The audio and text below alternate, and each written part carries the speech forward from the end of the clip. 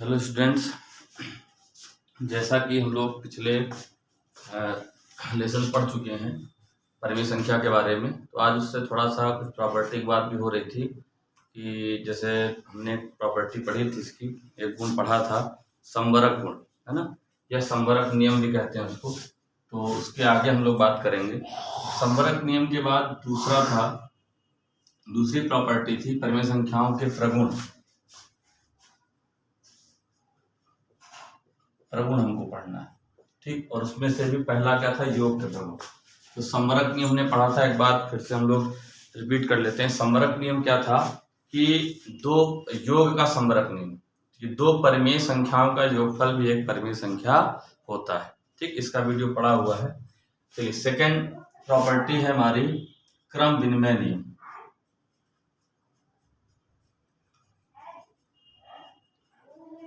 क्रम विनिमय नियम या क्रम विनिमय प्रगुण, अंग्रेजी में इसको बोलते हैं कम्यूटेटिव प्रॉपर्टी या कम्यूटेटिव लॉ, ठीक है। तो क्रम विनिमय नियम क्या कहता है कि यदि हम दो परिमेय संख्याओं को आपस में जोड़ें और उनका क्रम आपस में बदल दें तो उनके योग पर कोई प्रभाव नहीं पड़ता। मतलब यदि एक परिमेय संख्या आपकी मान लीजिए x है और दूसरी y है, तो अगर x प्लस वाई लिया आपने तो जो x प्लस वाई का मान आएगा वही y प्लस x का आएगा। जैसे एग्जाम्पल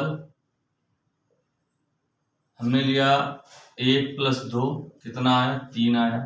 2 प्लस 1 लिया, वो भी कितना आया, 3 आया। दूसरा एग्जाम्पल अगर ले हम, क्या हो जाएगा, 3/2 प्लस 5/2।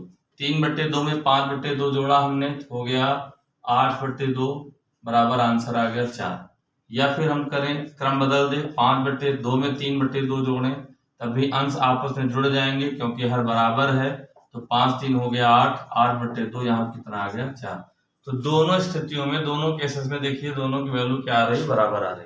कहने का मतलब ये है कि अगर आप क्रम बदल दोगे तो उसके योग में कोई प्रभाव नहीं पड़ेगा, ठीक। अर्थात परिमेय संख्याओं का योग क्रम विनिमय नियम को फॉलो करता है, का पालन करता है। तीसरा नियम आ रहा है साहचर्य नियम। साहचर्य नियम क्या होता है, यदि तीन संख्या, अभी 2 को जोड़ा था आपने, कैसे भी जोड़ दिया, तो अगर 3 संख्याएं आपको जोड़नी होंगी तो उसके लिए भी आप पूरी तरह से मुक्त हैं, फ्री हैं। आप किन्हीं भी 2 को जोड़ करके तीसरा उसमें ऐड करिएगा, उनके योग में कोई प्रभाव नहीं पड़ेगा। कहने का मतलब यह है कि यदि अंतिम दोनों संख्याओं के योग में प्रथम संख्या जोड़ी जाए या फिर प्रथम दोनों संख्याओं के योग में अंतिम तीसरी संख्या जोड़ी जाए तो भी उनका योगफल समान रहता है। फॉर एग्जाम्पल देखिएगा क्या है, जैसे हमने लिया 3 + 2 और इसमें ऐड किया 5, देखिए क्या आएगा, 3 + 2 5, 5 + 5 बराबर क्या हो गया, 10। अच्छा, इनका क्रम बदल दो, 3 को बाद में जोड़िएगा, पहले 2 और 5 को जोड़ लीजिए। 3 5 तो कितना हो गया, 7, 7 3 क्या हो गया, 10। यहाँ पे कितना आया, 10, ठीक। तो ये है आपका साहचर्य नियम। तो हम यहाँ से कह सकते हैं कि परिमेय संख्याओं का योग साहचर्य नियम का पालन करता है, ठीक। इसके बाद है क्रम विनिमय नियम हो गया, साहचर्य नियम हो गया। फिर आप कह सकते हो योग का तत्समक अवयव, हिंदी में बोलते हैं हिंदी में तो बोलते हैं तत्समक अवयव और अंग्रेजी में इसको बोलते हैं एडिटिव आइडेंटिटी।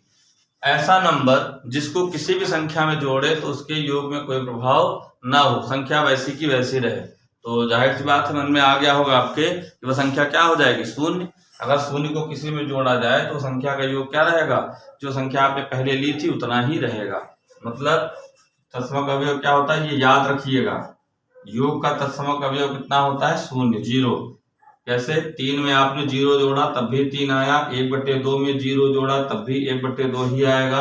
अगर -5 में 0 ऐड करोगे तो उसका मान भी -5 ही आएगा। मतलब संख्या वैसी ही रहेगी और 0 का योग करने पर उस पर कोई प्रभाव नहीं पड़ेगा। तो ये क्वेश्चन बहुत इंपॉर्टेंट है, योग का तत्समक अवयव आपसे पूछ सकता है, क्या है, शून्य, ठीक। 5वां है योगात्मक प्रतिलोम। इसको भी याद रखना है आपको। योगात्मक प्रतिलोम क्या होता है, जैसे मान लीजिए कोई संख्या हमारे पास x है, तो x में ऐसी एक संख्या जोड़ो जिनका योगफल शून्य हो जाए, तो वो क्या कहलाएगा, योगात्मक प्रतिलोम। जो संख्या आप ऐड कर रहे हो, मान लीजिए आपने x में अच्छा बताइए क्या जोड़ने पे आएगा। अगर x में हम -x जोड़ेंगे कितना हो जाएगा, 0। x प्लस माइनस -x बराबर 0। अर्थात किसी भी संख्या का अगर हम कहें कि a का योगात्मक प्रतिलोम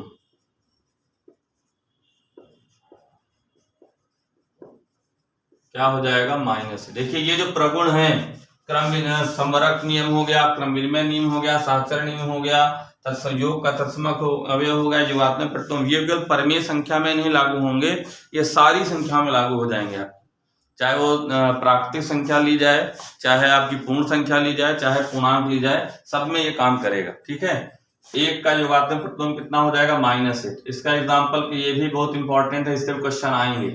ठीक, कहेगा कि 3 का योगात्मक प्रतिलोम क्या होगा, तो क्या बताओगे आप, -3। और -3 का योगात्मक प्रतिलोम कहेंगे तो क्या हो जाएगा, +3। चिन्ह बदलना है केवल आपको। 8 का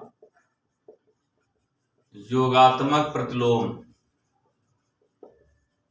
क्या हो जाएगा, -8।